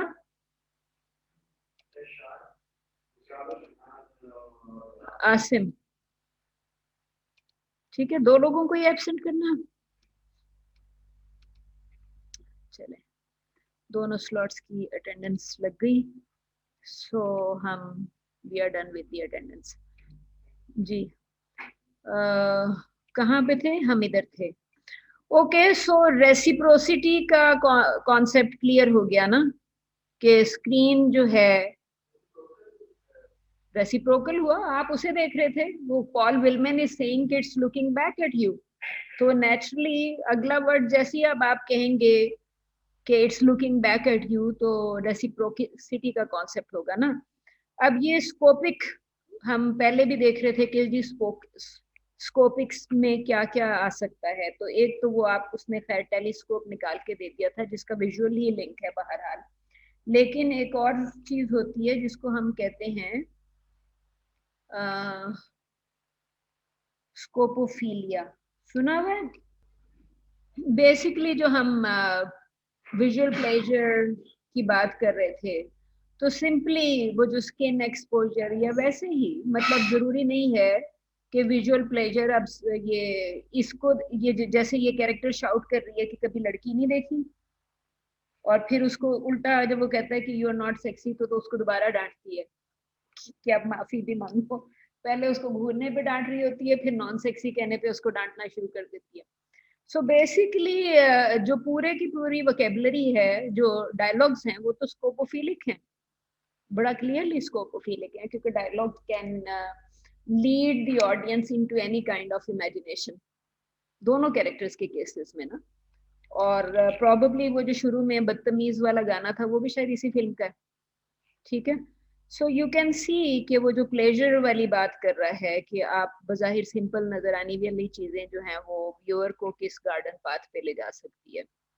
सो स्कोपोफीलिया, ये जो आपसे सिंपली ये बात कर रहा था, स्कोपिक स्कोप के टेलीस्कोप या जो कैमरा है वो आपको चीजों को फोकस करके दिखाती है। टेलीस्कोप भी आप इसी पर्पस के लिए यूज करते हैं ना। तो वो स्कोपिक स्कोप के स्कोपोफीलिया के अंदर के आप उसका किसी चीज का क्या क्या स्कोप हो सकता है, रिटर्न गेज का क्या स्कोप हो सकता है, प्रेशर का क्या स्कोप हो सकता है। जो इसने डायलॉग बोले बिटवीन, वो लड़का तो बहुत छोटा था जिसको ये डांट रही थी, प्रॉबेबली 13-14 साल का लड़का था, जिसके साथ इसने जो भी डायलॉग्स इस्तेमाल किए उसका स्कोपोफीलिया से डायरेक्ट ताल्लुक है। वो जो हालांकि बज़ाहिर बड़े सिंपल से डायलॉग्स थे, बोर्ड सेंसर बोर्ड ने उनको सेंसर भी नहीं किया, इंडियन सेंसर बोर्ड ने, क्योंकि बज़ाहिर ऐसे कोई चीज नजर नहीं आ रहा था, ठीक है। And that is again something जो कि दूसरी कैरेक्टर है इसके अंदर, who probably envies that situation because she thinks कि she should have it, और उसकी माँ उसको कह रही है कि वो करेगी, क्या करेगी, हाँ हाँ नहीं, कहती है वो पछताएगी, तो कहती है मैं तो अभी पछता रही हूँ, वो तो बाद में पछताएगी, मतलब वो बगैर कुछ किए पछता रही है। तो वो आप उसको सिंपली ये कह सकते हैं कि जो उसका वो आपसे बात जो यहाँ पे इसने की थी ना, कि आप जो मैंने आपसे कहा था कि आपने जो कुछ भी सुना या जो कुछ भी देखा, उन वर्ड्स का क्या स्कोप है, उन इमेजेस का क्या स्कोप है। और यहाँ पे जो शुरू में वो आपको वो ये कह रही थी कि आपने इंटरप्रेटिव जो इमेजेस को इंटरप्रेट कर रहे हैं आप उसको किस तरीके से करेंगे, ठीक है। ये बात तो हमने की थी ना कि आप आर्टिकुलेशन किस तरह होगी इमेजेस की। तो आप for both the characters articulation फर्क है, बिकॉज दोनों कैरेक्टर्स अपनी अपनी पोजीशन से एक दूसरे को देख रहे हैं। नैना और अदिति अपनी पोजीशन से देख रहे हैं ना, दोनों की आर्टिकुलेशन फर्क है। नैना के लिए उसकी लाइफ बड़ी एक्साइटिंग है, अदिति के लिए शायद उसकी लाइफ बहुत बोरिंग है। तो और शायद एज ग्रुप ऑफ फ्रेंड्स वो अपने जिन दोस्तों के साथ मनाली जा रही है, probably they have been laughing at her while at school। तो आप मतलब इमेजिनेशन कहने का मतलब ये है कि आप उसको किसी भी पॉइंट ऑफ व्यू से देख सकते हैं। अच्छा, इससे अगले पेज पे तो उसने कुछ तस्वीरें दी हुई थी। अब आप यहाँ पे ये आप देख रहे हैं कि दिस मेल कैरेक्टर, सॉरी इसको मैं सीधा नहीं कर सकती क्योंकि डाउनलोड के बाद ये उल्टी हो जाती है। अगर आप आर्टिकल को गूगल पे ढूंढेंगे तो शायद ये आपको इमेज सीधी ही नजर आएगी। सो डाउनलोडिंग में आप male is looking at female, इतना तो नजर आ गया ना कि दो कैरेक्टर्स जो हैं वो एक दूसरे को देख रहे हैं। And the third character is he is looking at you just like it is looking at you, ठीक है, कि ये दोनों एक दूसरे को देख रहे हैं। और आप देख सकते हैं कि इसकी लुक ज्यादा स्ट्रॉन्ग है, ये जो दो कैरेक्टर्स थे। तो बेसिकली वो जो स्क्रीन की लुक जिसको वो एक्सप्लेन करना चाह रहा था, वो ये कह रहा है कि whoever is behind that, जो स्क्रीन है इट्स फार मोर पावरफुल। वो जो गॉर्गोन वाली बात कर रहा था ना, सो यू कैन से कि ये दो कैरेक्टर्स की लुक जो भी हो, वो जो फोर्थ लुक है जो इसमें आपको एक किस्म का, ये किसी फिल्म से ही निकाला होगा। द लुक ये किसी एडवर्टीजमेंट से निकाला उसने, ठीक है। तो एडवर्टीजमेंट भी बेसिकली यही करता है, मैस्कुलिन वर्सेस फेमिनिन को वो सिंपली उसने एक इमेज निकाली है कि एडवर्टीजमेंट भी तो यही डिजायर करता है ना कि जो मैं कह रहा हूँ वो पावरफुल है या स्ट्रॉन्गर मैसेज है, you should by that message. ये उसने एक और निकाली, कितनी खूबसूरत पिक्चर है वैसे, अच्छी नहीं है? It's a beautiful picture. Saad आपको नजर आ रहा है कंटेंट जो हम डिस्कस कर रहे हैं? कह रहे हैं जी। यस मैम आ रहे हैं। अच्छा, द व्यूअर इन 1 आवर। अच्छा, फिल्म का नाम है 1 आवर, और वो ये कह रहा है कि ये दोनों कैरेक्टर्स जो हैं they are contemplating the viewer. जब आप की तरफ ये दोनों कैरेक्टर्स ये स्क्रीन पे हैं and if they are looking at you, ये दोनों तो इस वक्त थ्रू द कैमरा आपकी तरफ देख रहे हैं ना, सॉरी तो आपको सो बेसिकली जैसे ही ये आपसे आई कांटेक्ट करेगा, कैमरे में देख रहे तो आपसे आई कांटेक्ट करेगा, तो उसको अगेन वो उसी को वो यही कह रहा है कि कंटेम्पलेटिंग विद द व्यूअर। तो अगर स्क्रीन के ऊपर कोई ऐसा कैरेक्टर आ जाए जो डायरेक्ट ऑडियंस से बात करना शुरू कर दे, स्क्रीन में फिक्शन में भी ऐसे कैरेक्टर्स हो सकते हैं जो ऑडियंस से बात करना शुरू कर देते हैं, तो सिंपली वो यही कह रहा है कि फिर उसका लार्जर देन लाइफ साइज और पूरा का पूरा इमोशन, इमेज और लैंग्वेज सारा कुछ मिल के ही तो कुछ करेगा ना, टुगेदर। तो simply it is just saying कि जब स्क्रीन से कोई आपकी तरफ देख रहा है, चाहे उसके अंदर right now in this case it were ये कैरेक्टर्स थे जो देख रहे थे, फिर ये उसने किसी और फिल्म में ही से कोई है, फिल्म का नाम शायद है ब्रैट्स, ठीक है, अब पता नहीं है कौन से साल की है, लेकिन आप यहाँ पे वो सिर्फ ये कह रहे हैं कि जो कैरेक्टर्स हैं laurel and Hardy acknowledge the Spectator, मतलब ये दोनों अपनी लुक्स से एक्नॉलेज कर रहे थे, और ये दोनों तो शायद कॉन्वर्सेशन में ही एक्नॉलेज कर रहे हैं राइट नाउ। तो वो इसका मतलब ये है कि अगर ऑडियंस को एक्नॉलेज कर रहा है तो रिटर्न कर रहा है ना, रिटर्न कर रहा है, audience is gazing at them and they are just returning जो भी वहां पे हो रहा था। अच्छा, यहाँ पे लास्ट वर्ड पता नहीं क्या थे, 3 सफ़े पीछे रह गए, ठीक है।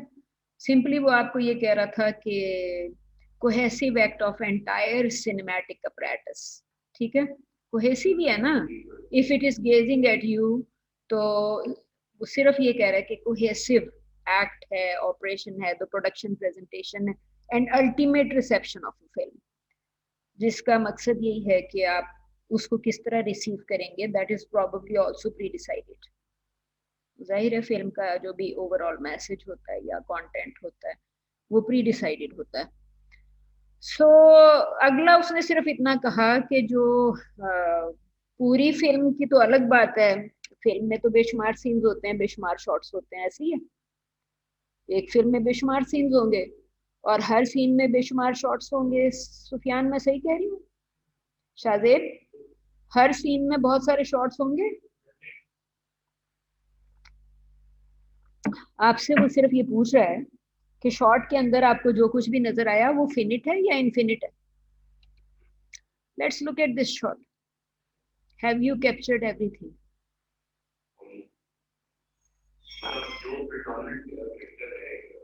पॉसिबल ही नहीं है। देखिए, आप इसको दोबारा देखिएगा जरा गौर से, ट्राई सीइंग कि आपने, वो क्वेश्चन ये है कि जो बैकग्राउंड है, आप तो मेन कैरेक्टर्स को तो देख ही रहे हैं, क्वेश्चन ये था कि ये सब कुछ जो एक इमेज के अंदर है वो फिनिट है या इनफिनिट है। नैना तलवार। हाय आदिति। सब डूड गुड। ये तेरी आपका फोकस तो फिलहाल तीन लोगों पे और शायद चौथा लड़का भी बाय नाउ इज इग्नोर्ड, जिसको डांस देती, राइट? उसके अंदर पीछे क्या है, आप किसी से पूछते हैं अगर बताओ भी तुमने मार्केट से देखे कैट फूड पे, आपको बता ही नहीं सकता कोई। सिंपली वो ये कह रहा है कि जो ओवरऑल इमेज के अंदर जो चीजें आपको नजर आई वो फिनिट या इनफिनिट, तो वो पहले स्टार्ट तो उसने वहीं से किया था, gazing, return of the gaze etcetera, but right now वो सिंपली आपसे फिनिट वाले पॉइंट पे आ गया है, right? Presentation, ultimate reception, production of film. If there is a finite background, आपने बात स्टार्ट की थी फिनिट से, आपने कहा कि फिनिट है, उस वो कह रहे हैं कि if there is a finite background to every shot in the cinema, there is still a look that is returned by the frame, by a force deep within the field it embraces, a force focused by the rectangular dimensions of the screen. तो simply screen को ये कह रहा है, rectangular shape है, ये तो बड़ी सिंपल सी क्लियर है कि मोस्टली आपकी वर्टिकल स्क्रीन तो अब आई है ना, आपके सेलफोन पे वर्टिकल स्क्रीन है, जिस वक्त पॉल विलमैन भी लिख रहा था हॉरिजॉन्टल स्क्रीन थी, and this horizontal screen looks like a window. Window ही है ना। पाकिस्तान में बैठ के आप देख रहे हैं कि इटली में लोग कैसे रहते हैं, या अमेरिका में लोग कैसे रहते हैं, इंग्लैंड में लोग कैसे रहते हैं, वहाँ पे फ्रेंडशिप्स किस तरह की होती हैं, फ्रेंड्स लड़के लड़कियाँ कैसे रहते हैं, because it was a very popular programme in Pakistan, new millennium के स्टार्ट पे भी और शायद 90s के एंड पे भी Friends was a very popular show. तो आप कह सकते हैं कि फ्रेंड्स जो है it was a Pakistani young person's window in the Western life, ठीक है ना? इंस्पायर कर सकता है ना कि जी हमें तो पाकिस्तान में भी can't look like live like this, right? तो वो सिंपली आपसे यही बात कर रहा है कि ये एक छोटी सी rectangular window that emits light, आपके पास वो that window is emitting light, आप उस लाइट के थ्रू अपने आपका जो भी एक होल और नैरो माइंडेडनेस थी, that window is opening you to the rest of the world and the other reality of the other world, right? तो वो सिंपली यही कह रहा है कि emitter of light, this little window which is screen, ठीक है, रिटर्न ऑफ द गेज। मैं जितनी भी नैरो माइंडेड हूँ, स्क्रीन पे मुझे एक चीज नजर आई थी which was providing a deep contrast to whatever I believe in, right? और सो बेसिकली उसने एक लाइट एमिटर के तौर पे गेज रिटर्न करके आपकी आइडियोलॉजी पे भी इम्पैक्ट किया, आपके लाइफस्टाइल पे को क्वेश्चन किया, और anything that is question through that return of the gaze. जी आते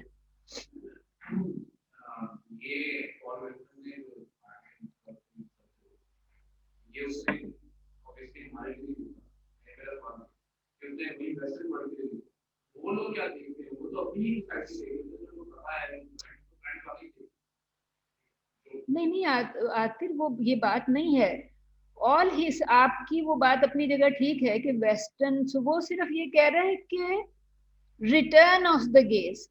देखिए ना, वेस्टर्न सोसाइटी में मैडोना तो वेस्टर्न को भी चैलेंज कर गई ना, the first woman to challenge, आप जिसको कह सकते हैं, जो हमने शायद उस दिन एक क्लिप भी खोला हुआ था उसका, ठीक है? अब ये ब्रॉथल को उठा के रियल लाइफ में लेके आ गई, ब्रॉथल जिसको वेस्टर्न सोसाइटी भी कंडेम करती है, मेन स्टेज पे परफॉर्म कर रही है, चाहे वो न्यूयॉर्क हो, यूके हो, पूरे वेस्ट का कहीं भी जगह हो, लेकिन उसने वो जो परफॉर्मेंस थी, आप देखें ना कि पॉपुलर कल्चर में ले आई उठा के, जिसको सारी दुनिया, जिसके ऊपर आप कह रहे हैं कि जी फेमिनिस्ट ने भी बड़ा स्ट्रांगली क्रिटिसिज्म किया, because Madonna Race to the Ideas Great Winter Sale for up to 70% off. आप वेस्टर्न सोसाइटी, उसने उस पूरे टैबू को उठा के दबाव बर्बाद कर दिया पकड़ के, कि आप उसको कहते हैं कि जी ये you have to condemn it, she is performing on main stage. जिस चीज को आप कंडेम करने के लिए कह रहे हैं, तो वो जो कंडेमनेशन और प्राइवेसी का ये एलिमेंट एक होता था कि जी ये चीज हमने कहाँ पे डिस्कस नहीं करनी, उसने हर चीज को उठा के उसने उल्टा कर दिया, कहती है क्यों नहीं करनी, ओन कर लिया ना उठा के। जो आपका मतलब आर्टिस्ट आपका क्या कर सकता है, आर्टिस्ट आप देखें ना, आर्टिस्ट को डेंजरस क्यों कंसिडर किया जाता है? जब भी कोई क्रिटिकल टाइम होता है, सारी नजरें आर्टिस्ट के ऊपर जुड़ जाती है, Sheema Kirmani should not perform this this and this. आपको नजर आएगा कि ज़िया एरम में आर्टिस्ट जो हैं वो माइक्रोस्कोप के अंडर है, राइट? बेशुमार आर्टिस्ट हैं under the microscope, because artist तो किसी भी चीज को उल्टा करके रख दे, उसकी आइडियोलॉजी या थॉट को बदलने की कोशिश करेगा। तो सिंपली उसने उसका मकसद ये नहीं था पॉल विलमैन का कि ये थ्योरी वेस्ट के लिए है या ईस्ट के लिए है। ही इज जस्ट सेइंग कि ये मीडिया एलीट को तो वो सिर्फ यही हमेशा से हर जगह पे है कि elite controls the thought, elite decides कि कौन सी न्यूज बतानी है कौन सी न्यूज नहीं बतानी। जो आपका जो एक सिलेक्टिविटी है न्यूज के अंदर कि जी न्यूज के लिए आपके सिंपल 7 प्रिंसिपल्स हैं, कौन सी न्यूज हमने देनी है, उसकी इम्पोर्टेंस कितनी है, प्रॉक्सिमिटी कितनी है, नवाज शरीफ की न्यूज है या मेरी न्यूज है। मेरी न्यूज तो न्यूज नहीं बनेगी, आपकी न्यूज न्यूज नहीं बनेगी, नवाज शरीफ की फटाफट न्यूज बन जाएगी, राइट। सो बेशुमार चीजें, it's he is just saying कि इट्स लुकिंग एट यू कि आपको कंट्रोल करने के लिए how it can be use. आप सिर्फ ये कह सकते हैं कि इफेक्ट थेरीज के अंदर जो आपको एक डायरेक्ट इतना शायद मीडिया के अंदर आपको ये कम नजर आएगी because this is more about film, right. तो वो आपको जो प्राइमरी एलिमेंट है वो सिर्फ ये कह रहा है कि स्क्रीन क्या नहीं कर सकती। आप देखें ना कि पिछले दिनों किसी कांग्रेसमैन ने, अमेरिकन कांग्रेसमैन ने एक बयान दिया था कि हमने लोग तैयार कर दिए and they are doing far better than our expectation. अगर आपने वो स्टेटमेंट सुनी उसकी, मैं तो आमतौर पे खबरों में इतनी इंटरेस्ट नहीं लेती, लेकिन I thought this was a very interesting comment in the sense के पोस्ट 9/11 अगर बेशुमार लोग अमेरिका से क्वालिफाई करके आ गए, वहां से आप रिसर्चर लेके आएंगे, कॉस्ट ज्यादा आएगी, आपने लोग ट्रेन कर दिए, कम कॉस्ट पे आपको रिसर्च मिल जाएगी, right. So you can understand. और फिर सेकेंडली आपने ट्रेन अपने सिस्टम में किया है तो वो उसी पर्सपेक्टिव से रिसर्च करेगा बिकॉज आपने उसको एक्सपोजर एक certain type of ideology, certain type of theories दी, फिर आपने उनको ट्रेन किया to conduct research. So you have to look at this thing कि अगर कोई बंदा कह रहा है कि हमने ये, it's an investment and of the day, और वो बिल्कुल सही कह रहा है कि return is far more powerful. आप देखें ना कि वो जो हमने उस दिन देखा था इसका एडवर्ड सईद का जो इंटरव्यू देख रहे थे जिसमें उसने सिंपली ये बात, उसके अंदर मैंने आपसे कहा था वो इंटरव्यू देख लीजिएगा, उसमें सिर्फ इतना था कि जी फ्रेंच ने इजिप्ट में जाके इजिप्ट के ऊपर इतना ज्यादा डेटा क्रिएट कर दिया कि किताबें जो हैं वो 1 मीटर क्यूबिक स्पेस ले लेगी, 1 क्यूबिक मीटर स्पेस लेगी, जबकि इजिप्ट के पास इतने पैसे ही नहीं होंगे कि फ्रांस के ऊपर इतना डेटा क्रिएट कर सके। So that is why I am saying कि ये जो ऑफ कोर्स मेरा बेनिफिट है कि I am a Fulbright alumni, right, लेकिन at the same time I am producing research and many other people are producing research, तो वो कम investment से रिटर्न ज्यादा है ना। सो हर चीज के एक डायमेंशन होते हैं। Simply it is saying gaze of the screen, looking back process, window, an emitter of light, जो कि आपको एक्सपोज करिए, which is good for Pakistan also because हमारी काफी सारी चीजें अनऑर्गेनाइज थी, डिसऑर्गेनाइज थी, हम काफी सारे काम कर ही नहीं रहे थे, right. So basically there is a time for everything, हमने वो काम कब शुरू करना है, right. So you have to understand. वो सिंपली आपको ये कह रहा है कि फिर ये प्रोडक्शंस हैं, for example violent gaze of Jonathan Demme in the silence of the lambs, ठीक है। फिर low budget I spit on your grave 1977, काफी मशहूर फिल्म थी ये जी, तीनों ही, हाँ तीनों। तो वो सिंपली वो आपसे सिंपली यही कह रहा है ना कि these substantially change our view of our lives। आपको एक फिल्म के थ्रू हमारा जो लाइफ का पर्सपेक्टिव है वो चेंज करवा रहा है। विंडो की उसने बात की थी, दिस रेक्टेंगुलर विंडो, आपको when it gazes at you it gives you some new information, जिसको आप रिटर्न ऑफ द गेज के मल्टीपल मीनिंग निकाल सकते हैं कि अगर हम इतने ही नैरो माइंडेड हैं तो it's opening us to something else, and if we are not what we should be, it's actually trying to make what we should be, right। तो सिंपली वो उसको आपसे सिंपली उसी पॉइंट ऑफ व्यू से कह रहा है कि ये कर क्या रहा है। और फिर उसके बाद वो कह रहा है कि हम उसके अंदर यूज क्या करते हैं, point of view, over the shoulder, extreme closeup and seemingly benign. वो जो आपसे फिनिट और इन्फिनिट की बात कर रहा है कि आप क्लोजअप में चले जाएंगे तो बैकग्राउंड लेस हो जाएगा।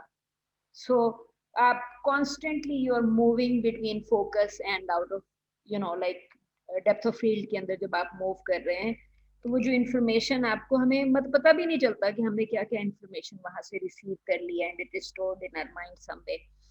ठीक है। और collective simply experienced as an external function by audience, जो कि आप उसको देख रहे हैं, आपने खुद तो नहीं किया ना, somebody produced it. A profound and problematic visual holds on viewers, conversely inciting or desensitizing patterns of violence. तो जिसका मतलब ये है कि वो विंडो तो आपको वायलेंस से भी एक्सपोज कर रही है, आपको हर किस्म के कंटेंट से एक्सपोज कर रही है। मतलब अगर हम नैरो माइंडेड हैं तो वो बहुत ज्यादा ओपननेस के साथ हमें एक और सोसाइटी दिखा रही है।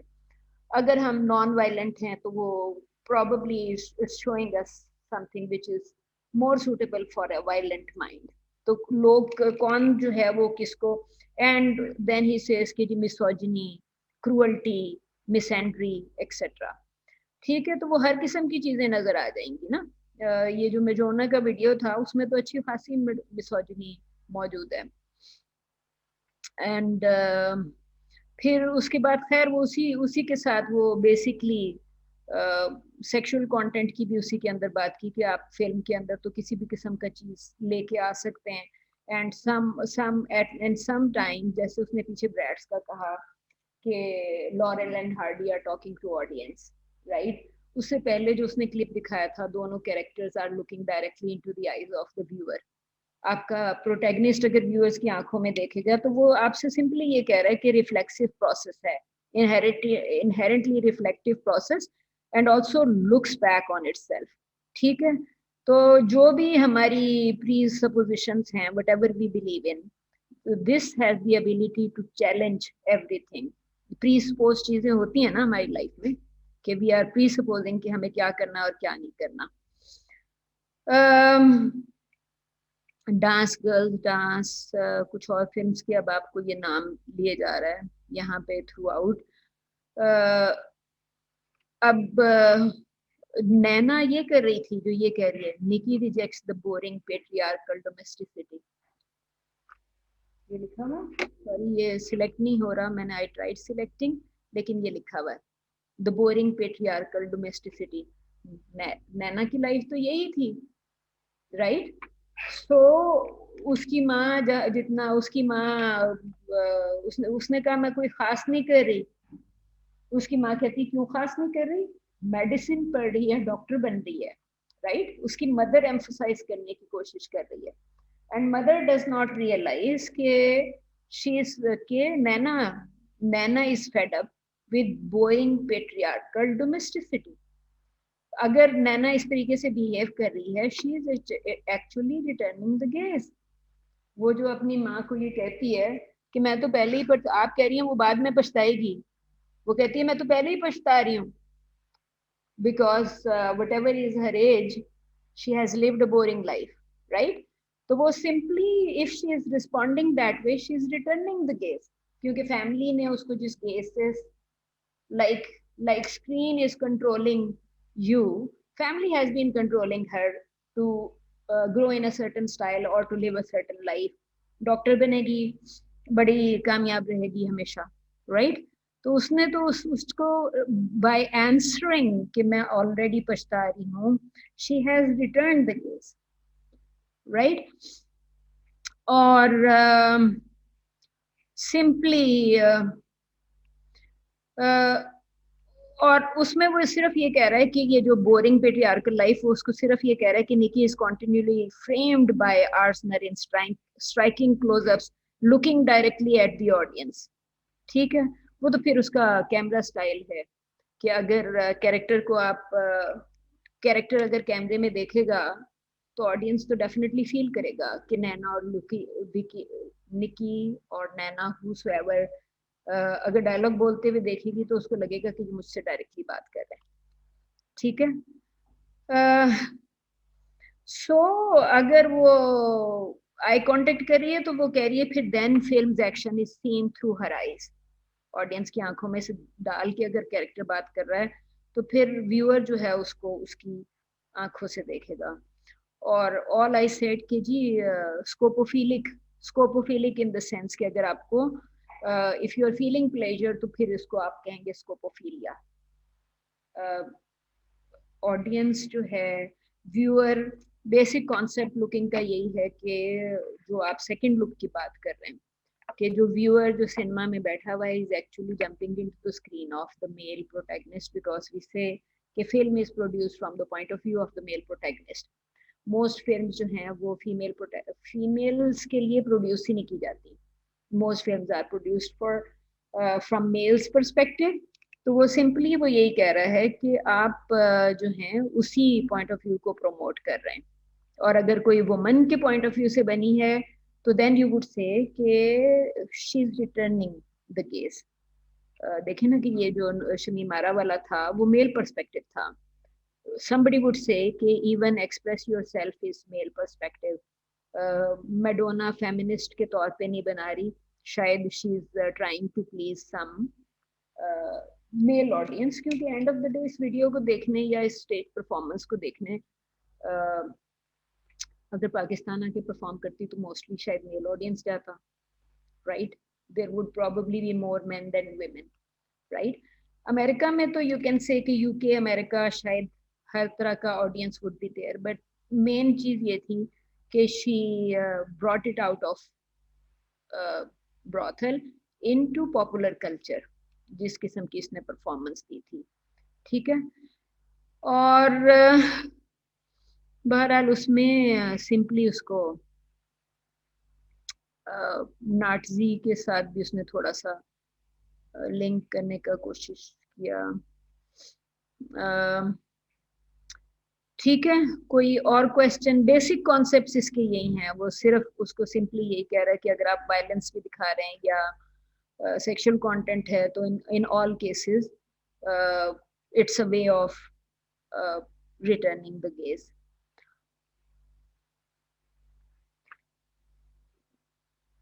कोई देखें इसमें, try reading the page and try telling me कोई कॉन्सेप्ट जो आपको लगता है कि क्योंकि यहाँ पे तो उसने कैमरा और डिस्टेंस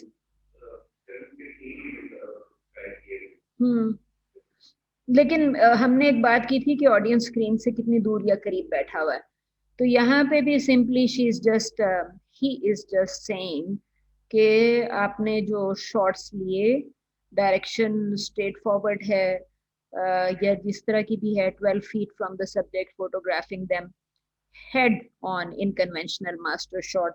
सो बेसिकली तो आप सिंपली यही कहेंगे कि वो कॉन्सेप्ट आपका क्लियर था कि मेल प्रोटैगनिस्ट के पॉइंट ऑफ व्यू से अगर शूट हुई है और प्राइमरी रिलेशनशिप है तो कॉन्सेप्ट उसका यही है कि male viewer will actually jump into the shoes of the male protagonist और उसके through will take control of the woman in the dialysis, which is के फिल्म के अंदर।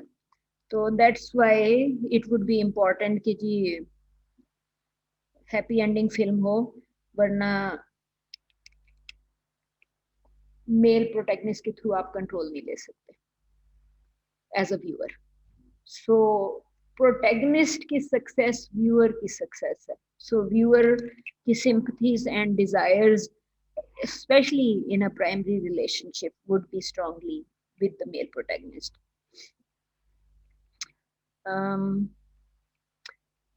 Okay.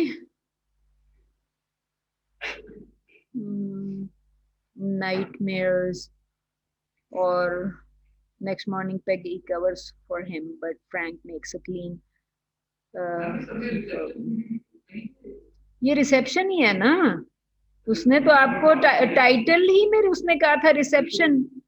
उसने आपसे सिंपली फोर्थ लुक में वो आपको रिसेप्शन की बात कर रहा है। How you are receiving the video and how you are receiving content. तो आप तो फिर दैट इज अनदर रीजन कि बच्चे तो हमेशा यही कहते हैं कि यार parents don't understand us. And बच्चे हमेशा यही कहते हैं we don't think like our parents, parents ज्यादा कन्वेंशनल है। तो वो रिसेप्शन ही है ना, बिकॉज उनका एक्सपोजर फर्क है। You are talking about it कि ये अभी तो सोशल मीडिया का बच्चा है, न्यू मिलेनियम में जो हमारी जनरेशन है वो सोशल मीडिया जनरेशन है ना। सोशल मीडिया जनरेशन एक with in seconds message US से पाकिस्तान और पाकिस्तान से फिनलैंड चला जाता। सो बेसिकली आपकी रिसेप्शन के डायनामिक्स चेंज हो गए हैं, डायनामिक्स चेंज हो गया ना। आपका व्यूअर की वैरायटी बहुत बड़ी हो गई है। पहले तो आप एक ही जगह पे, जो हॉलीवुड इंपीरियलिज्म था वो तो डिजिटल सिनेमा ने ब्रेक कर दिया था ना। आज से 20-30 साल पहले ही ब्रेक कर दिया था, जब हर बंदे के हाथ में छोटा एक कैमरा आ गया और उसने फिल्म बना के डाल दी। हॉलीवुड मोनोपोली तो उसी जगह ब्रेक हो गई थी, इंपीरियलिज्म।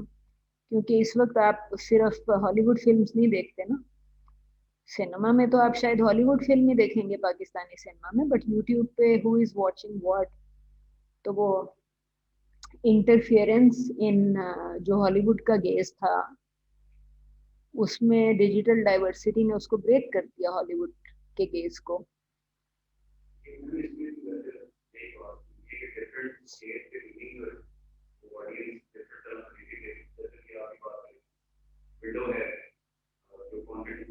देखे ना, मुझे तो सबसे उसका इंटरेस्टिंग कॉन्सेप्ट ये लगा। अब पॉल विलमैन शायद क्रिश्चियन बैकड्रॉप का होगा, शायद चाहे वो जितना भी लिबरल क्यों ना हो सकता है उसके माँ बाप क्रिश्चियन रहे हो। He is saying it's providing this rectangular window emitting light।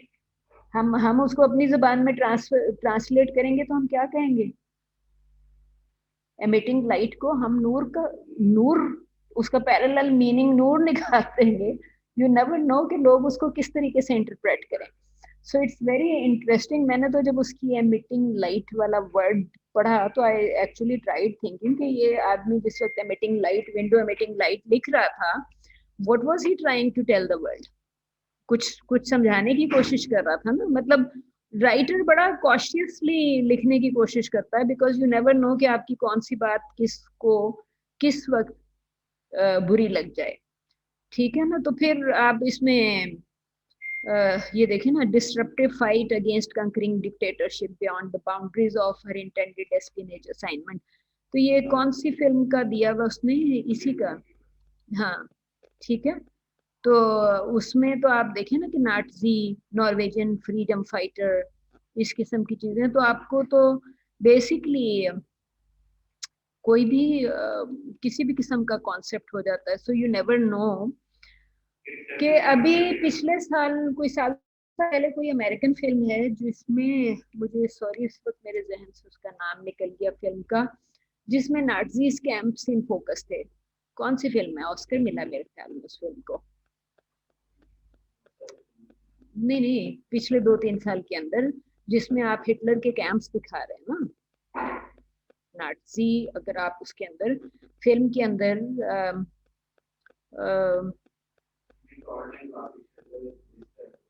I think नहीं, शिंडलर्स हो सकता है, वो शिंडलर्स लिस्ट ही फिर उसमें हो, क्योंकि शिंडलर्स लिस्ट में उसी किस्म के सीन है। सो यू कैन एक्चुअली से कि अगर आप उसको वो लेके शिंडलर्स लिस्ट की अगर आप बात कर लें, तो ये आपको सिंपली यही कह रहा था कि आप उसको हॉलीवुड ने, रिमेंबर कि वो फिल्म हॉलीवुड ने बनाई, हॉलीवुड से आई है ना वो फिल्म। और जो जर्मन्स हैं वो भी अब हिटलर को सपोर्ट नहीं करते, पोस्ट वर्ल्ड वॉर एरा में नहीं करते ना। बिफोर वर्ल्ड वॉर 2 या अंटिल ही वाज देयर, उसकी सपोर्ट तो चैलेंज ही नहीं कर सकता था कोई। सो यू कैन एक्चुअली से कि आप या तो उनको जिस तरीके से शिंडलर्स लिस्ट में आप फिल्म सारा कंटेंट दिखा रहे हैं, या क्रूअल्टी एंड वायलेंस और ह्यूमन क्राइम दिखा रहा है ना, शिंडलर्स लिस्ट तो ह्यूमन क्राइम दिखा रही है। सो जहां से प्रोड्यूस हो रही है वो it's looking at you and it's giving you a certain perspective of that time and situations, right? और फिर हर किस्म की चीजें भी आ जाती हैं कि जी जिसके पास पैसे थे to buy some sort of perfume, उसको तो फिर मारना बनता है, खाने के पैसे नहीं है और ये परफ्यूम लगा के फिर रहे। सो उस किस्म के कॉन्सेप्ट्स भी बेसिकली ना कि आपको क्रूअल्टी या वायलेंस किस तरीके से और किस पर्सपेक्टिव से दिखा रहे हैं, तो even then screen can control कि आपने रिटर्न ऑफ द गेज या क्या चीजें आप दिखा रहे हैं। जी anything else from here? Objectification उसने ऑलरेडी कह दिया कि स्क्रीन जो है वो सबको ऑब्जेक्ट के तौर पे ट्रीट कर रही है, सो विच मीन्स कि जो मेल की जो सब्जेक्ट पोजीशन है राइट नाउ वो उस सब्जेक्ट को भी ऑब्जेक्ट में चेंज कर रही है, जो कि इसने यहाँ डायरेक्टली नहीं लिखा, लेकिन इम्प्लाइड मीनिंग तो फिर उसका यही बनता है ना।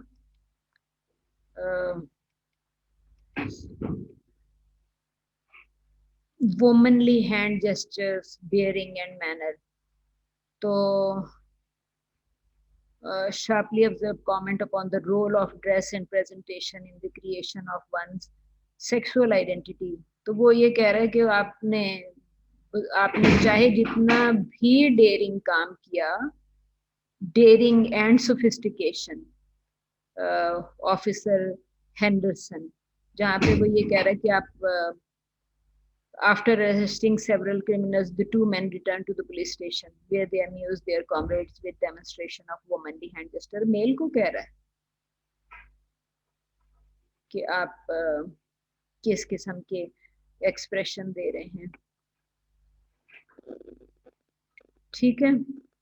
सो कंसीलिंग मैस्कुलिन आइडेंटिटी और उसके बजाय फेमिनिन आइडेंटिटी, तो वो फिर आप यू कैन से कि स्क्रीन जो है वो उसके मीनिंग्स फिलहाल तो आप इसी को देख लें, जैसे स्क्रीन इज बीइंग यूज्ड